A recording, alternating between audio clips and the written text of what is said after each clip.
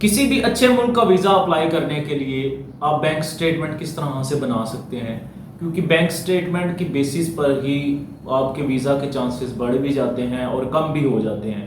इसलिए मैंने सोचा कि क्यों ना एक ऐसी वीडियो बनाई जाए जिसमें हम अपने क्लाइंट्स को बता सकें कि अगर आप किसी अच्छे मुल्क का वीज़ा अप्लाई करना चाहते हैं तो आप बैंक स्टेटमेंट किस तरह से मेंटेन करेंगे।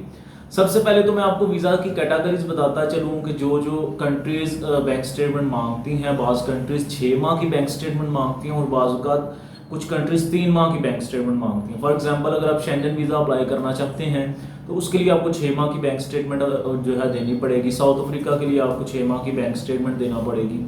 यूके के लिए ज़रूरी नहीं है 3 माह की दें या 6 माह की दें, आपकी मर्ज़ी है, लेकिन एटलीस्ट 3 माह की होनी चाहिए। इसके अलावा तुर्की का वीज़ा अप्लाई करना है तो 3 माह की देनी है आपने। ब्राज़ील का वीज़ा अप्लाई करना है तो 6 माह की। कोरिया का वीज़ा अप्लाई करना है तो 6 माह की बैंक स्टेटमेंट आप देंगे।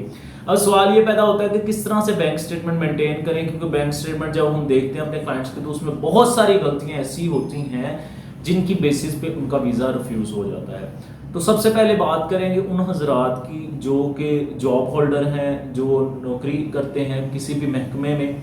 मैं उनका आपको बताता चलूँ कि उस तरह की अगर वो आप भी जॉब होल्डर तो आपकी बैंक स्टेटमेंट किस तरह की होनी चाहिए। बाज़ औक़ात इस तरह से होता है कि लोग जो हैं जॉब कर रहे होते हैं किसी भी इदारे में और सैलरी जो है वो बाय हैंड लेते हैं और फिर वो सैलरी स्लिप बनवा लेते हैं और उसकी बेसिस पे वो वीज़ा अप्लाई करते हैं, कुछ फंड्स अपने अकाउंट में शो करके रैंडमली। ये तरीकाकार गलत है। अगर आप जॉब होल्डर हैं तो कोशिश करें आप अपने जो सैलरी है वो डायरेक्ट अपने अकाउंट में मंगवाएं। इससे ये है कि एक तस्दीक हो जाती है कि वाकई ही में आप उस इदारे में काम करते हैं और सैलरी जो है आप बाय अकाउंट ले रहे हैं, ट्रांजैक्शन हो रही है बैंक टू बैंक। तो ये एक अथेंटिक प्रूफ हो जाता है कि वाकई ही में आप किसी इदारे में काम करते हैं और पर मंथ 30,000 35,000 या जितनी भी आप सैलरी ले रहे हैं, उसके बाद आप सैलरी स्लिप लगाएं तो वो एक आपका अथेंटिक प्रूफ बन जाएगा और इससे वीज़ा रेशो भी जो है बढ़ जाती है। अमूमन जो गवर्नमेंट एम्प्लॉयज़ हैं उनकी सैलरीज तो अकाउंट के थ्रू ही आती हैं, बाय हैंड नहीं मिलती। लेकिन बहुत सारी ऐसी प्राइवेट कंपनीज हैं जो अपने एम्प्लॉयज़ को सैलरी बाय हैंड दे रही हैं। तो अगर आप वीज़ा अप्लाई करने के ख्वाहिशमंद हैं तो कोशिश करें कि आप 3 माह की या 6 माह की जो लास्ट ट्रांजैक्शन है अपने ओनर को बोलें कि वो आपको थ्रू चेक जो है बैंक के थ्रू जो है आपको सैलरी डिपॉजिट करे बैंक में। इससे आपके पास एक वैलिड प्रूफ हो जाएगा। सेकेंडली, जो जॉब के साथ साथ उनके कोई असासाजात हैं, एसेट्स हैं, फॉर एग्जांपल उनकी कोई प्रॉपर्टी है और वो प्रॉपर्टी के जो पैसे हैं उनको वो मिल रहे हैं किराए की सूरत में, तो आप वो भी कोशिश करें जो आपको किराया आ रहा है आप उस बंदे को बोलें कि आप इस किराए को मेरे बैंक अकाउंट के थ्रू मुझे सेंड करें। उससे भी आपके पास एक एविडेंस बन जाता है कि आप इस तरह से एक और सोर्स ऑफ इनकम है जॉब के साथ साथ जो आपको ये इनकम आ रही है।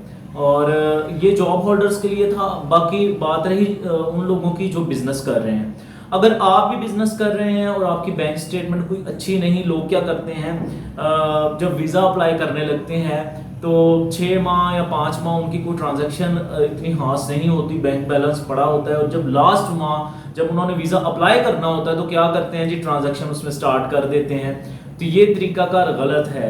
अगर आप इस तरीकाकार को लेकर चलेंगे तो एम्बेसडर हर रोज़ बहुत सारी फाइल्स जो हैं वो चेक करते हैं, उन्हें इस चीज़ का आइडिया होता है कौन सा बिजनेसमैन जो है वो अच्छा बिजनेस कर रहा है और उनकी कोशिश यही होती है कि उन हजरात को ही वीज़ा दिया जाए जिनके बिजनेस टाइज यहाँ पर ज़्यादा हैं, ताकि वो उनके मुल्क में जाकर ओवरस्टे ना हो। इसको प्रूफ करने के लिए आपने लास्ट 3 माह या लास्ट 6 माह कोशिश करें ट्रांजैक्शन जो है आप अपने बैंक के थ्रू करें। अगर आपने किसी से पैसे लेने हैं तो उनसे रिक्वेस्ट करें कि ट्रांजैक्शन जो है आपको बाय हैंड ना दें वो पैसे, बल्कि आपके बैंक अकाउंट में ट्रांसफ़र करें। इससे ये है कि आपका एक अच्छा ज़बरदस्त जो है ट्रांजैक्शन बन जाएगी, बैंक स्टेटमेंट अच्छी बन जाएगी।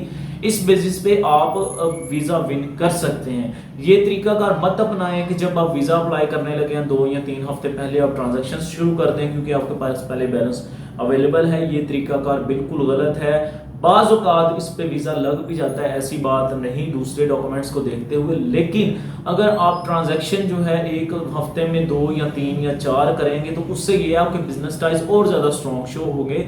इससे आपके वीज़ा लगने के जो चांसेस हैं वो और भी ज़्यादा बढ़ जाएंगे। इसके अलावा अगर कोई कोई और आप बिजनेस कर रहे हैं या रेंट आपको आ रहा है या और किसी भी तरह से आपको पैसे आ रहे हैं, तो कोशिश करें तमाम तर जो पैसे आपको मिल रहे हैं वो आप डायरेक्टली अपने बैंक अकाउंट में मंगवाएं, ताकि आपकी बैंक स्टेटमेंट और जो है वो स्ट्रॉन्ग हो सके। अगर आप इस प्रोसीजर को फॉलो करते हैं, क्योंकि हमारे पास जो लोग आते हैं वो बहुत जल्दी में होते हैं, वो कहते हैं हमारे पास इतना टाइम नहीं, और टाइम को बचाते बचाते जब वो वीज़ा अप्लाई करते हैं तो उनका वीज़ा आखिर में रिफ्यूज़ हो जाता है। तो मैं आपको ये सजेस्ट नहीं करूंगा। वेट करें, अच्छी तरह से बैंक स्टेटमेंट बनाएं, प्रॉपर ट्रांजैक्शन करें, प्रॉपर एविडेंस होने चाहिए आपके पास। इस बेसिस पे आपका वीज़ा किसी भी कंट्री का आप अप्लाई करते हैं तो चांसेस बरक्स उसके जो आप बाय हैंड सैलरी या इनकम आपको मिल रही है उससे बढ़ जाते हैं। अगर आप हमसे किसी भी कंट्री का वीज़ा अप्लाई करवाना चाहते हैं तो इस दिए गए नंबर पर आप मुझे ऑफिस टाइम पर कॉन्टैक्ट कर सकते हैं। हमेशा की तरह आपको वैलिड और प्रॉपर इन्फॉर्मेशन प्रोवाइड की जाएगी। एक नई वीडियो के साथ आपके सामने दोबारा हाजिर होंगे, तब तक के लिए खुदा हाफिज़।